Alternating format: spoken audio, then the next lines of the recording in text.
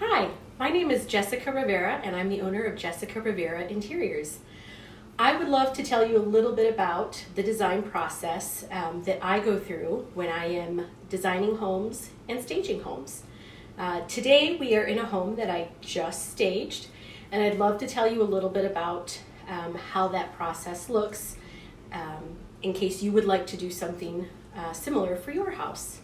And how that process begins for me is usually a trip to one of my very favorite stores in the area called At Home.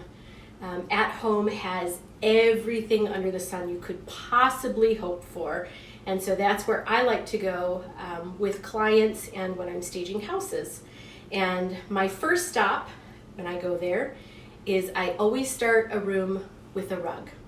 And so for this room, in this particular house, I have decided to go with a blue, gray, and cream color palette. And so as I'm shopping for rugs, what I like to do is go for the color palette that I've established for the home. And so once I have established the rug, then my next stop is the pillow aisle.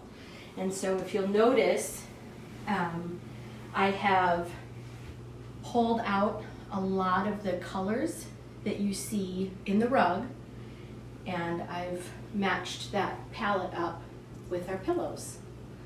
And so in the beginning, this room had a big, heavy brown sofa and a couple of chairs that were kind of stuffed over in this corner. And so when I'm looking to help a client redesign and or kind of freshen things up, the next most important thing to consider is actually the size or the scale of the furniture. And so what I've chose to bring in is very light, very neutral. We've kind of reconfigured the layout so that it feels more open and spacious. A lot of times in my staging, I like to utilize glass tables or glass dining tables because it doesn't take up a lot of visual space, if you will. And so a lot of times people tend to kind of gravitate towards heavy, dark wood, and I think that that's fine, but I think it's also important to kind of keep in mind the size of the room because different furniture kind of takes up a different amount of visual space. So after the rug is established and we looked at the pillows, next I'll go over and look for artwork. And so you'll see the art that I've selected for this room, again, kind of just echoes the color palette from the rug. The pillows that I've selected, I've kept pretty neutral because we have kind of a busier pattern on the rug. I opted not to do pillows with a lot of pattern because sometimes those compete with each other, and we need to be able to give our eye an opportunity to kind of rest. So next up, I'll show you what we've done in the dining room. All right, so here we are in the dining room. Before they had kind of a counter height table kind of pushed up against the wall. And so as I had mentioned before, what I brought in was this glass table because this isn't a gigantic space. And so when we bring glass in, it doesn't take up a lot of that visual space that we talked about. And if you'll notice, we kind of carried what I call the color story of a house, the color palette, and we brought some of those colors that you saw in the living room over into the dining room. And so we had some pillows that were very similar to this color, and the artwork from the living room, the color palette we bring that right over into the dining room. And so we just kind of are mindful of our color story. And as you're going through and trying to make your house feel cohesive, I think it's good to keep in mind, even if it's in different ratios, you bring a little bit of that color that you started with into every room. And so in the previous room, we saw a lot of gray with hints of blue. And in this room, now we make blue the focal point with just a little pop of the the grays, and the whites. Next, I will take you to the family room downstairs and show you what we did down there. All right, so here we are down in the family room. As you'll see in the before pictures, the family had kind of an open media center with everything to kind of be displayed, and just a regular sofa and a love seat. What I wanted to do with this room, and with a lot of rooms that have fireplaces, is I like to kind of make it feel very cozy. I think sectionals are fantastic for family rooms. I think it just, again, makes everything feel very comfortable and cozy.